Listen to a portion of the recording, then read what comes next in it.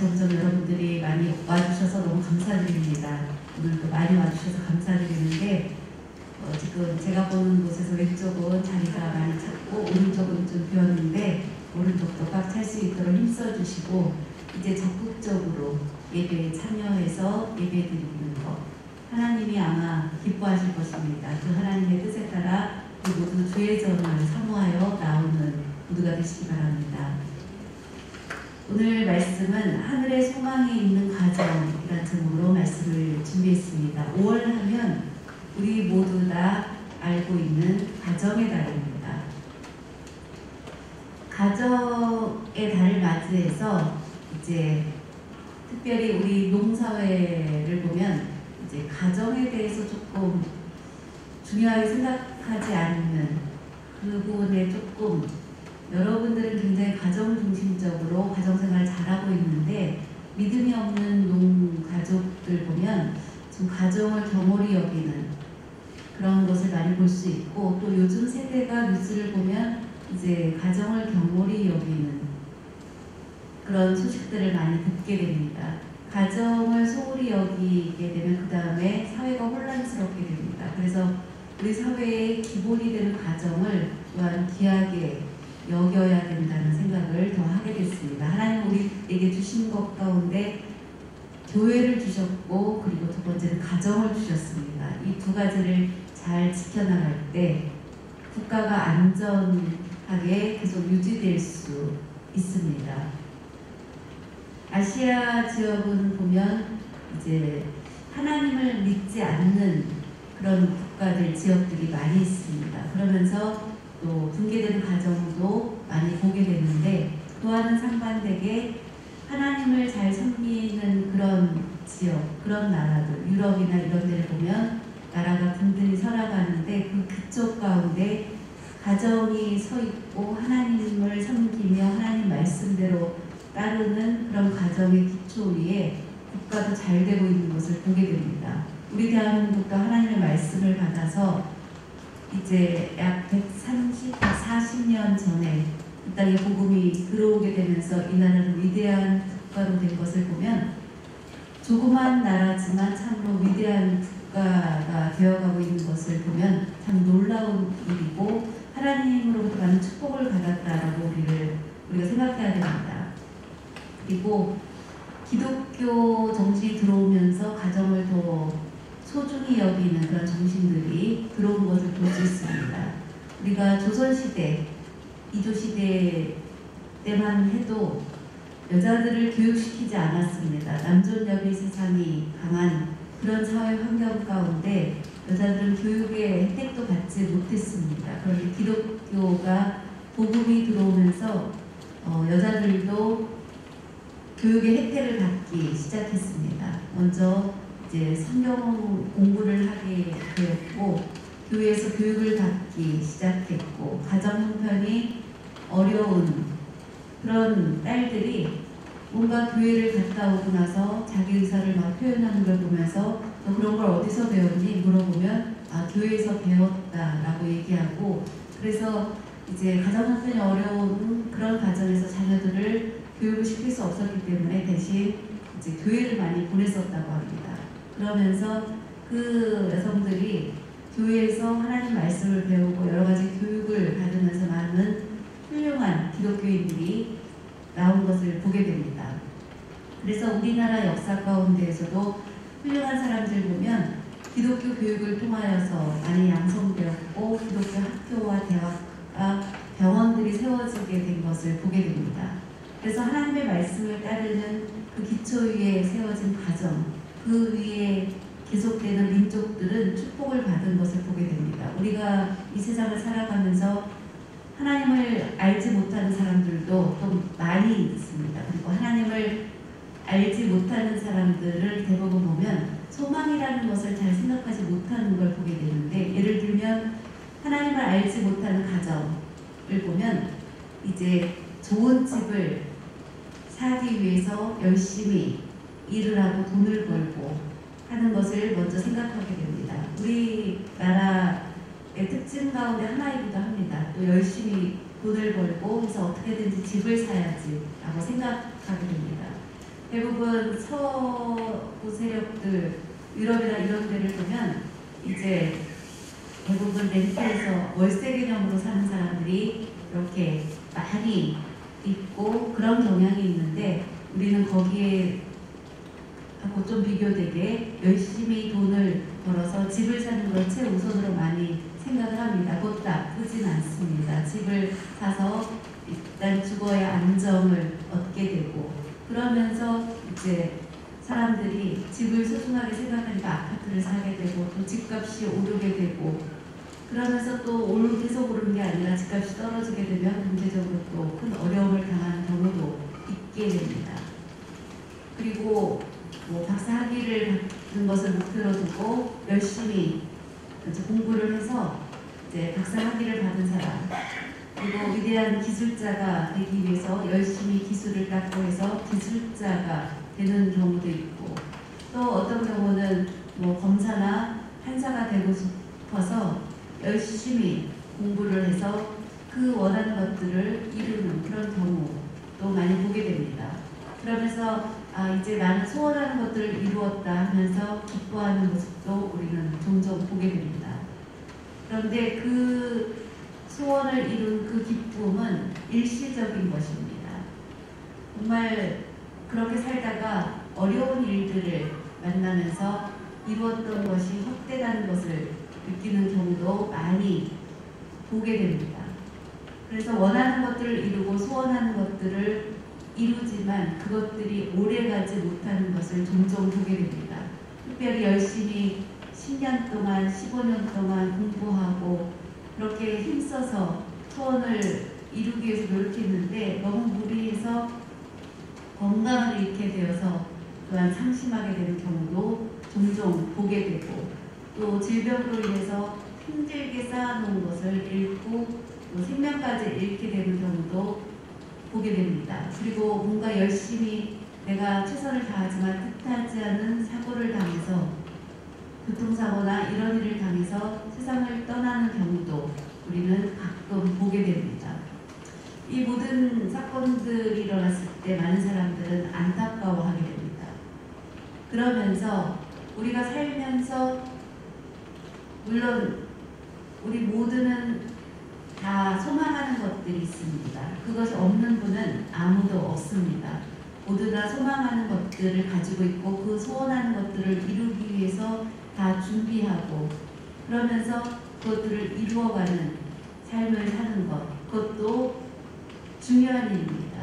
그런데 그 소망하는 것들을 이루어가기 위해서 하나님 말씀은 어떻게 말씀하고 있는지 구약 성경에 보면 노아의 가정에 대해서 소개해주고 있는 것을 볼 수 있고, 그리고 신약 성경에서는 고넬료의 가정에 대해서 말씀하고 있는 것을 보면서 같이 은혜를 나누고자 합니다.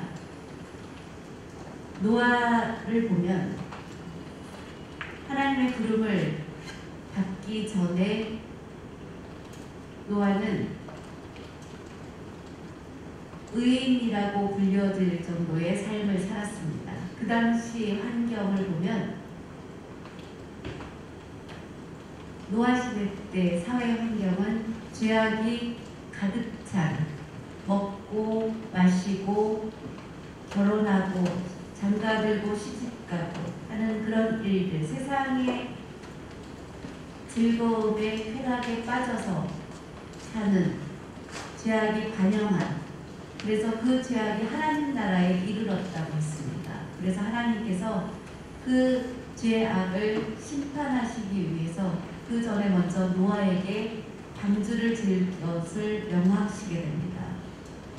노아에게 방주를 만들 것을 명하셨을 때 노아는 그 명령을 받아들였는데 혼자 그것을 받아들이고 실천한 것이 아니라 가족이 함께 그 명령을 받아들여서 함께 그것을 만들므로 가족이 다 구원함을 얻게 되는 말씀이 나옵니다. 그리고 신약 성경의 고넬료 백부장의 가족을 보면 고넬료는 믿음이 좋은 사람이었고 기도하는 사람이었고 유대 사회의 어려운 사람들을 돕는 구제하는 일에 힘썼던 그런 사람이라고 소개하고 있습니다. 그리고 하나님 앞에 열심히 기도했던 사람입니다. 하나님께서 그런 고넬료를 기뻐하시고 그 고넬료 백부장을 위하여 요바에 있는 베드로를 초청하라고 명하시게 됩니다. 고넬료 백부장은 그 하나님의 명령대로 요바에 있는 베드로를 초청하라 하신 대로 가서 그를 자기 집에 청하게 됩니다. 그리고 함께 예배를 드리고 놀라운 은혜를 체험하게 된 내용이 나옵니다. 고넬료 백부장은 그 일을 하는 데 있어서 혼자 한 것이 아니라 그의 가족과 친척들이 다 모아서 같이 예배를 드렸다고 했습니다. 이것을 보면 하나님께서 그 가정을 크게 축복하신 것을 볼 수 있게 됩니다. 두 가정을 보면 노아는 하나님께서 명하셨을 때 이제 홍수가 조그만 비가 내리는 것이 아니라 큰 홍수로 이제 세상을 심판하시기 전에 노아에게 방주를 지을 것을 말씀하셨을 때 노아는 그 말씀대로 받아서 순종했던 사람입니다. 고넬료 백부장도 하나님께서 명하셨을 때 요바라는 지역에 있는 베드로를 청하라고 했을 때 예하고 순종했습니다. 바로 믿음으로 순종한 것입니다. 두 사람의 공통점은 무엇입니까? 하나님을 경외하는 가정이었던 것을 볼 수 있습니다. 그래서 하나님을 경외하는 믿음이 있는 믿음의 가정, 여러분 하나님을 경외하는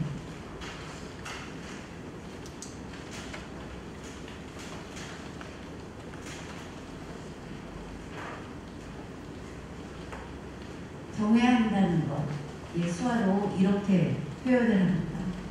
두려워하며 그리고 섬기는.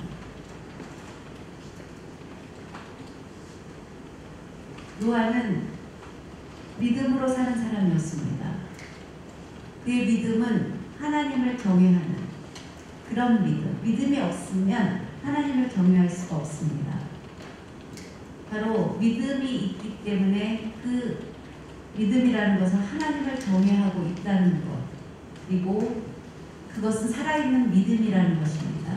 우리가 믿음을 가지고 있으면서도 내가 하나님을 경외하지 않는다면 그것은 믿음이 없는 것과 같은 것입니다. 우리가 하나님을 경외하는 그런 믿음의 가정, 바로 노아와 고넬료의 가정이 그런 모습이었던 것을 발견할 수 있습니다. 그것은 어떻게 나타나고 있습니까? 하나님께서 노아에게 방주를 지으라.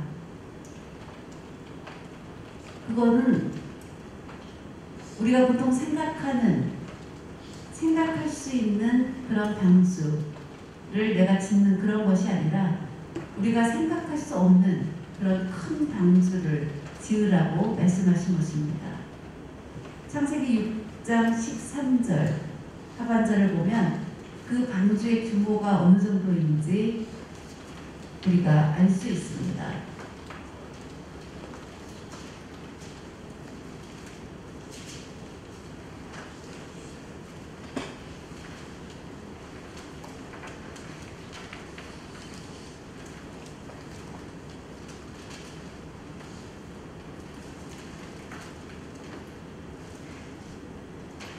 장 14절부터 보면 14절부터 16절까지를 보겠습니다. 너는 고페르 나무로 너를 위하여 방주를 만들게 그 안에 칸들을 막고 역청을 그 안팎에 칠하라. 내가 만들 방주는 이러하니 그 길이는 300규빗, 너비는 50규빗, 높이는 30규빗이라. 거기에 창을 4대, 위에서부터 한 규빗에 내고 그 문은 옆으로 내고 상중하 3층으로 할지니라 라고 말씀하고 있습니다. 이 말씀을 보면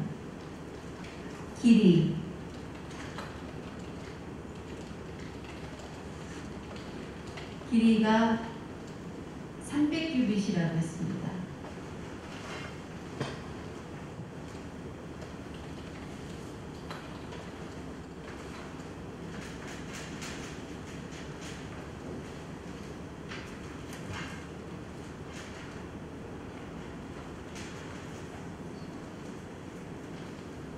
그리고 너비는 50규빗이라고 했습니다. 높이는 30규빗이라고 했습니다.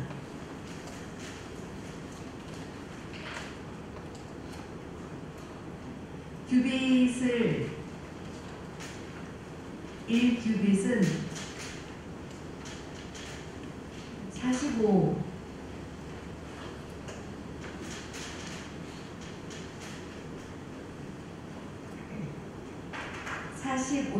45.1cm, 여러분 우리가 보통 갖고 있는 30cm 자가 이 정도인데 뭐 한 이 정도 길이가 될 것 같습니다.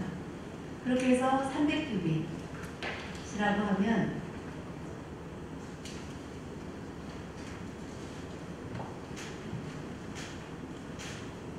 (137m가) 됩니다. 그리고 넓이는 그렇게 계산하면 23m입니다. 높이는 15m.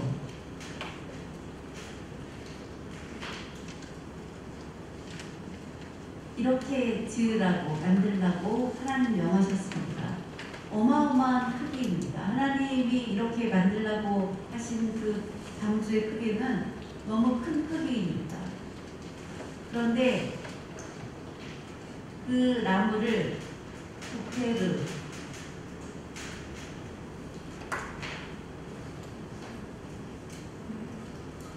잣나무를 말합니다. 여러분 잣나무 보신 적 있으시죠? 여러분 아마 다 보셨을 것입니다.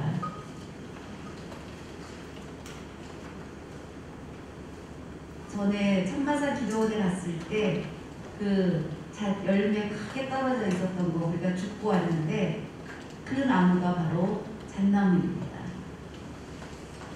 그 나무는 아주 단단한 나무입니다.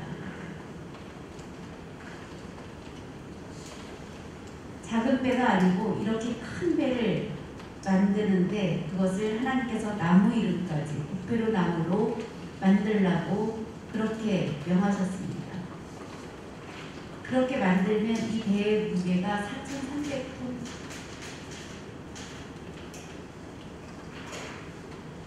어마어마한 그런 크기입니다.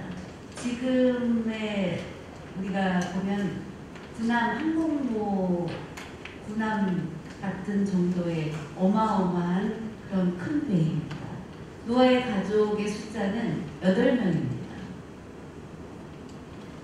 그 8명 가족을 하나님께서 부르셔서 이렇게 큰 배를 만들라고 명하신 것입니다.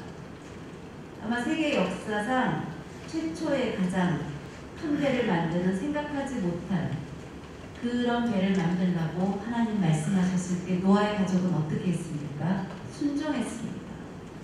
그 순종은 그냥 우리가 간단하게 생각하는 순종이 아닙니다. 어마어마한 일에 순종한 것입니다. 그렇게 순종할 수 있었던 것은 하나님을 경외하는 믿음이 있었기 때문입니다.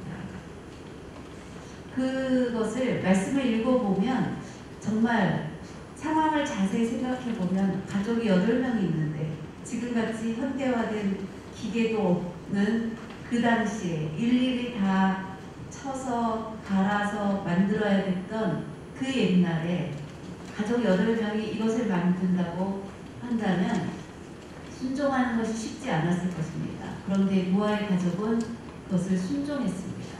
바로 하나님을 하나님을 경외하는 그 믿음이 있었기 때문인 것을 보게 됩니다. 그걸 바로 우리가 배워야 되는 것입니다. 어떻게 그것을 받아들이고 순종할 수 있었는지, 하나님을 경외하는 믿음이 있었기 때문에 하나님께 소망을 두고 하나님은 다 이루어 주실 것을 믿고 하나님의 계획을 믿고 방주를 만들게 된 것입니다.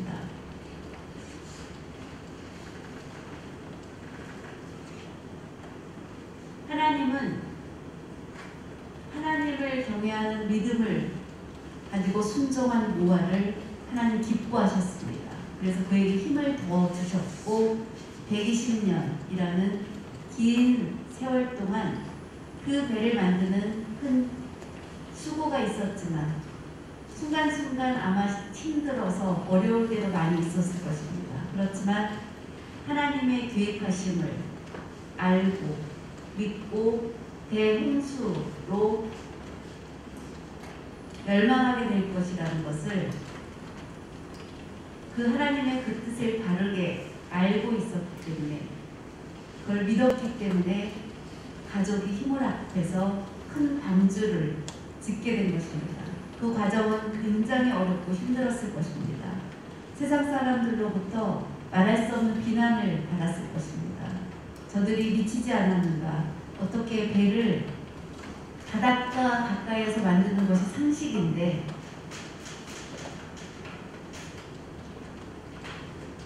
세상 사람들이 가지고 있는 일반적인 상식이라는 것이 있습니다. 그 상식이 있는데 노아는 배를 산 위에서 만들고 있었습니다. 비상식적인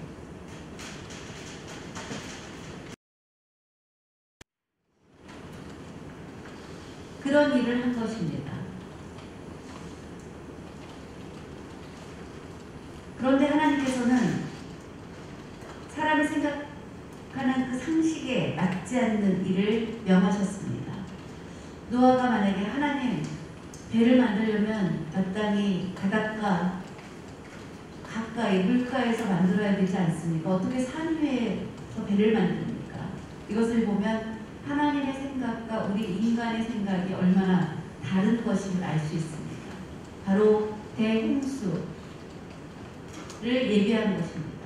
많은 비로 물이 차 오르게 되면 결국은 배까지 산까지 물이 찰 것을 생각하시는 하나님의 생각과 우리 사람의 생각, 인간의 생각은 다르다고 이사야서에서도 말씀하고 있습니다. 인간의 생각보다 하나님의 생각은 지극히 높으시다고 말씀하고 있습니다. 바로 노아는 그 하나님의 높으신 생각, 그것을 믿고 순종했던 것을 보게 됩니다. 참으로 놀라운 사람인 것을 보게 됩니다. 우리가 세상에서 사는 동안 하나님의 생각이 우리가 세상을 살아가면서 내 상식에 맞지 않다라고 계산하지 마시기 바랍니다. 무조건 하나님의 뜻에 따를 수 있는 믿음이 있어야 합니다. 세상의 상식을 따르다가 우리는 낭패를 당할 때가 있습니다. 세상의 상식으로 세상을 이기는 적은 한 번도 없습니다. 우리가 보통 보면 이것이 합리적인 생각이다 라고 생각할 때 있지만 하나님은 그 생각을 초월해서 역사하십니다. 그렇기 때문에 하나님 말씀하실 때 그 뜻대로 바로 순종한 노아를 본받는 모두가 되시기 바랍니다. 노아의 소망은 어디에 있었습니까? 바로 하늘의 소망을 두고 말씀에 순종한 것을 보게 됩니다. 그래서 노아의 가정은 모두 힘을 합해서 방주를 짓게 되었습니다. 노아뿐만 아니라 모세도 마찬가지입니다. 모세도 출애굽하는 그 과정, 믿을 수 없는 일들이 너무나 많이 있었습니다. 모세 시대 때도 애굽은 굉장히 힘있는 그런 국가였습니다. 조그마한 국가가 아니었습니다. 그 당시에 최고의 힘을 가지고 있었고 문명이 발달되어 있었던 그런 나라였습니다. 그런데 하나님께서 애굽에 가서 민족을 데리고 이끌고 나오려고 했을 때 모세는 이미 애굽이 어느 정도의 군사력을 가지고 있고 병거와 많은 군사력 있는 것 다 알고 있었습니다. 그들을 상대로 내가 혼자서 민족을 이끌고 나온다는 것은 생각할 수 없는 일이지만 하나님은 하실 수 있는 거였습니다. 많은 기적을 보여주셨고 지팡이를 던지라고 해서 던졌을 때 뱀이 되는, 하나님의 입장에서는 그것은 아주 조그만 기적인 것입니다. 사람들은 깜짝 놀라고 두려워했지만 하나님의 입장에서는 그것은 아무것도 아니었습니다. 그러면 그런 기적을 보여주면 그들이 믿을 것인가 라고 생각했지만 그들은 그 당시만 그것을 보고 놀라고 그것을 실제로 이제 경험을 하면서 순간순간 믿었지만, 그리고 손을 집어넣고 다시 빼라 했을 때 문둥병에 걸렸다가 문둥병이 깨끗이 낫게 되는 그러한 기적도 그들은 경험했습니다. 그러면 하나님을 온전히 의지하면 좋았을 텐데 그들은 그러한 가운데서도 모세는 저는 입이 뻣뻣하다고 하나님을 100% 믿고 순종하지 못했던 순간이 있었습니다. 그래서 하나님께서는 그에게 아론을 붙여주셔서 내가 너와 함께 하겠다고 하셨고, 그리고 모세는 이제 말씀에 순종해서 나아갔을 때 놀라운 일들을 경험하게 되었고 힘있는 국가 그 애굽을 이기고 이스라엘 민족을 이끌고 나온 것을 보게 됩니다. 이끌고 나올 수 있었던 것은 바로 하나님이 함께 하셨기 때문인 것입니다. 바로 그 위대한 모습, 그 믿음의 모습이 바로 오늘날 우리에게도 필요하다는 것입니다. 하나님을 경외하는 믿음으로 순종하고 믿음으로 나아가면 믿음대로 놀라운 역사를 하나님은 보여주십니다. 우리는 코로나나 그 어떤 것들 상황 가운데서도 하나님의 계획하심이 있다는 것을 분명히 믿으시기 바랍니다. 고넬료, 신약에 나오는 고넬료는 좋은 믿음의 사람이었다고 그렇게 말씀을 소개하고 있습니다. 고넬료는 베드로가 복음을 전할 때 고넬료는 이방인입니다. 로마의 백부장으로 있는 이방인이었는데 그 당시에 이방인으로서 권력을 가지고 있었습니다. 그런데 그 믿음이 있었습니다. 말씀을 보면 고넬료 백부장은 열심히 있었던 것이 있었는데 바로 기도에 열심히 기도하는 사람이었고, 또 이스라엘 사람들, 유대인들 가운데 어려운 사람들을 돕는 구제하는 일에 열심이었던 사람이었습니다. 본받을 만한 믿음의 그런 사람이었던 것을 보게 됩니다. 왜냐하면 로마가 이제 정복을 했을 때 로마는 황제,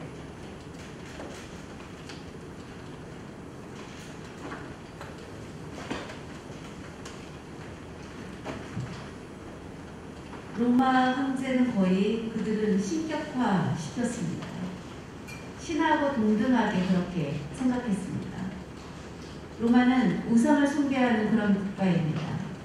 그래서 다른 신을 섬기는 것을 용납하지 않았습니다. 그런 사회 환경 가운데 백부장은 그 환경을 모르지 않았습니다. 알고 있었습니다. 그렇지만 그 백부장의 자리에 있으면서도 그는 살아계신 하나님을 믿었습니다.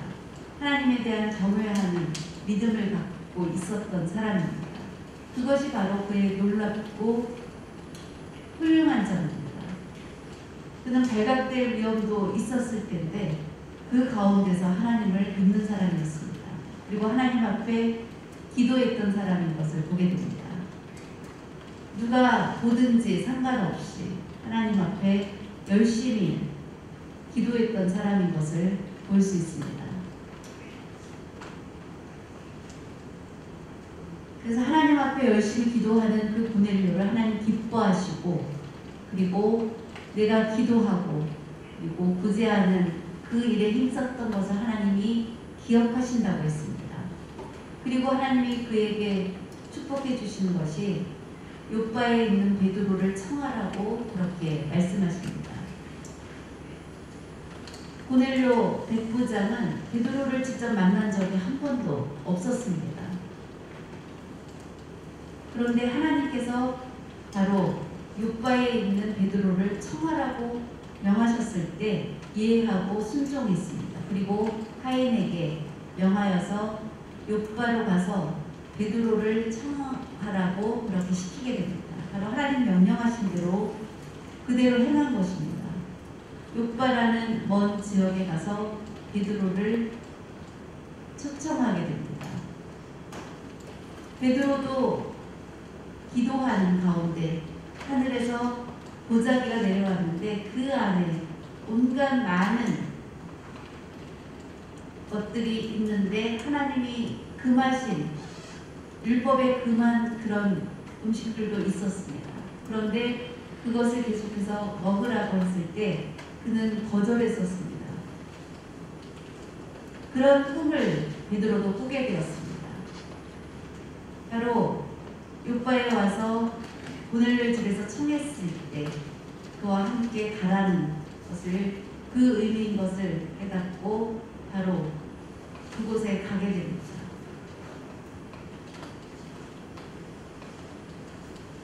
그곳에 갔을 때 이제 고넬료는 그 하나님께서 꿈에 이제 욥바에 있는 베드로를 청하라고 하신 것을 보여주셨다는 얘기를 하게 되고 베드로는 자기가 꿈에 대해서 이제 깨닫게 됩니다.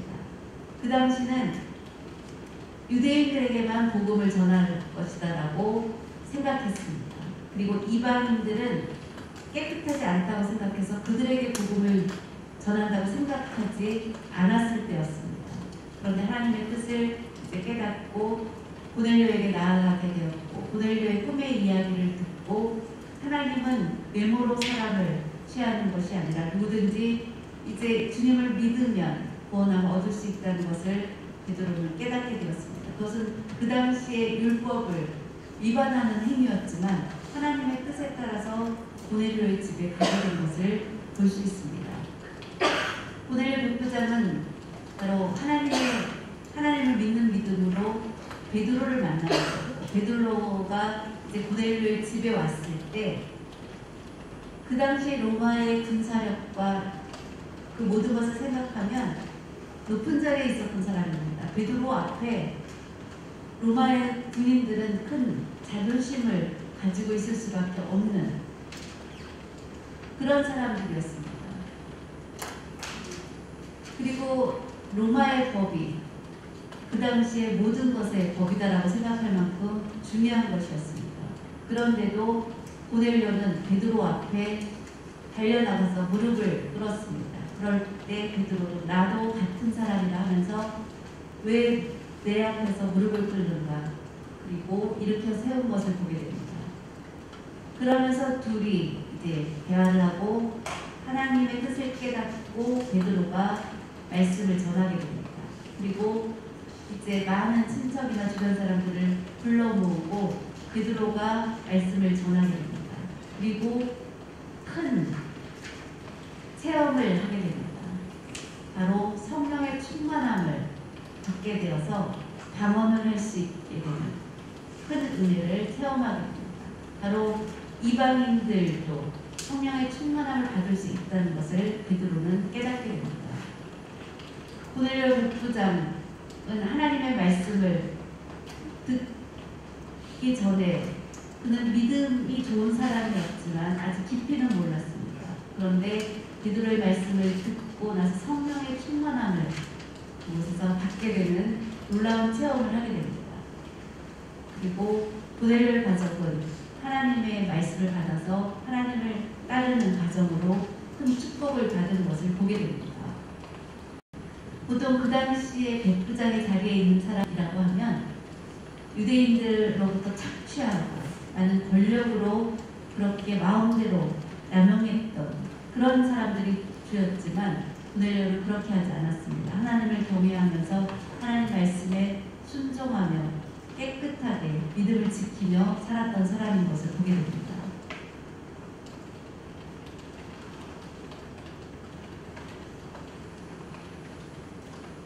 하나님은 고넬료 백부장과 노아의 가정 가족에게 큰 축복을 내려주시는데 바로 구원함을 얻는 그런 큰 축복을 내려주십니다. 보넬교회 가족뿐만 아니라 그의 친척들까지도 구원함을 얻게 하는, 나만 구원함을 얻은 것이 아니라 그의 친척들까지도 다 청하여서 다 같이 구원함을 얻게 되는, 그래서 베드로가 왔을 때 많은 사람들을 불러서 같이 한 것을 보게 됩니다. 바로 모두에게 구원함이 이룰 수 있도록 그렇게 한 것입니다. 바로 하늘의 소망을 가지고 있었기 때문입니다. 그래서 하나님이 그를 기뻐하신 것입니다. 하늘의 소망이 있는 가정의 모습을 보여준 것입니다. 바로 그런 가정이 백부장의 가정이 그런 가정이 되었고, 노아의 가족 8명도 그 홍수가 일어났을 때 그 가족은 한 사람도 다치지 않고 모두 생명을 보존하는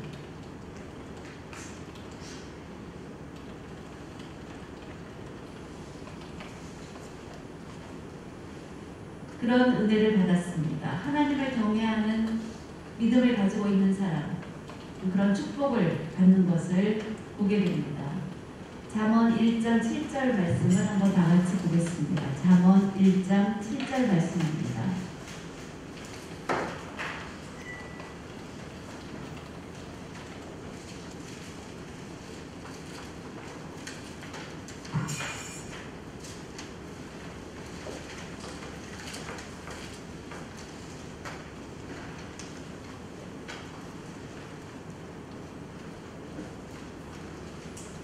잠언 1장 7절입니다.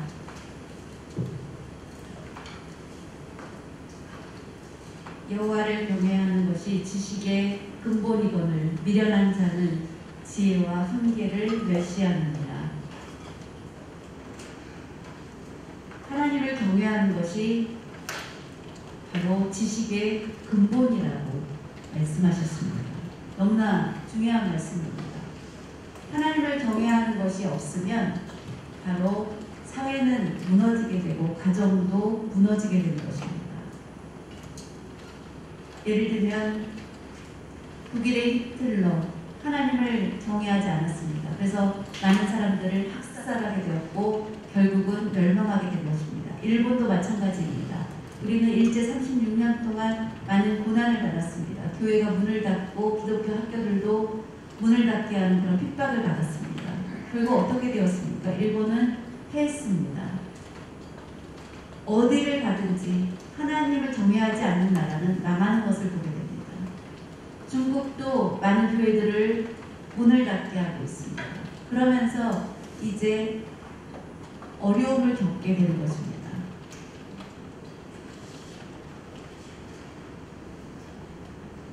그러면서 중국은 교회를 우습게 보고 교회를 문을 닫게 되면 결국은 그것으로 큰 위기를 겪게 되는 것입니다. 여러분, 하나님을 경외하는 마음이 없으면 그 세상은, 그 사회는, 그 민족은, 그 가정은 멸망하게 되는 것입니다. 하나님을 경외하는 믿음으로 우리가 나아갈 때 하나님은 반드시 우리를 지켜주십니다. 지금은 코로나로 우리가 어려움을 겪고 있지만 앞으로 또 더 어떤 것들이 생길지 모릅니다. 그럴 때에도 우리는 두려워하지 않고 하나님을 경외하는 믿음을 끝까지 지키면 되는 것입니다. 하나님이 우리들에게 어려움을 가끔 주는 것은 끝까지 믿음을 지키고 교회를 지키게 하기 위해서인 것을 보게 됩니다. 여러분, 그동안 코로나 때문에 주회전에 나오지 못하니까 어떻게 되었습니까? 믿음이 연약해졌습니다. 흔들렸습니다. 그러면서 2년의 세월을 그렇게 지내고 이제 교회로 나오면서 옛날로 회복되어 가는데 굉장히 많은 어려움을 겪고 있습니다. 어떤 책을 읽어보니까 어떤 분이 이제 기도를 하는데 너무나 아름다운 정원이 이제 나타나는데 거기 무궁화 나무가 막 아름답게 피어 있는데 무화과 나무가 굉장히 아름답게 피어 있는데 거기 무화과 열매가 맺혀 있는 것을 보고 참 맛있겠구나 하고 가까이 가서 보니까 다 썩어 있는 거였습니다. 먹을 수가 없는 그런 무화과 나무였습니다. 그러면서 그때 하나님께서 기도하는 가운데 겉으로는 많은 열매가 맺혀 있는 것처럼 보이지만 속이 썩어 있다. 그것이 썩어져가는 잘못된 교회들의 모습이다라는 것을 깨닫게 해주셨고, 그러면서 한국 교회가 타락된 길로 가는 것이 위험하다, 바뀌어야 한다라는 그런 얘기를 하면서 많은 사람들이 이제 깨닫게 되고, 코로나로 인해서 우리의 믿음이 연약해지는 것, 그것을 경고하신 것이구나 라는 그런 글을 쓰신 것을 보았습니다. 하나님은 하나님을 경외하는 믿음, 그것은 바로 말씀을 주셨을 때 그런 하나님을 경외하면서 믿음으로 순종할 수 있는 것입니다. 그런 저와 여러분이 되시기 바랍니다. 우리는 세상에 살면서 우리가 어려운 일들을 만날 때 많습니다. 그럴 때마다 하나님을 경외하는 믿음을 끝까지 지키는 모두가 되시기 바랍니다. 기도하겠습니다. 하나님, 오늘 주신 말씀을 기억하며 하늘의 소망이 있는 그런 가정으로 저희들, 정말 노아와 고넬료를 보면 저희들은 너무나 안전하게, 안일하게, 편안하게 그렇게 신앙생활을 하고 있는 것은 아닌지 부끄러움을 깨닫게 됩니다. 오늘 주시는 말씀으로 우리의 심령이 혹시 연약해지고 잘못된 것이 있다면 다시 깨끗해질 수 있도록, 회복할 수 있도록 도와주시고, 주시는 말씀에 우리가 아멘으로 끝나는 것이 아니라 믿음으로 말씀에 순종하며 행할 수 있게 도와주셔서 우리의 심령이 날마다 회복되는 은혜를 받게 하여 주시고 승리하는 은혜를 받게 하여 주시옵소서. 하나님을 경외하는 믿음을 끝까지 지키게 하여 주시옵소서. 모든 말씀 예수 그리스도의 이름으로 기도드립니다. 아멘.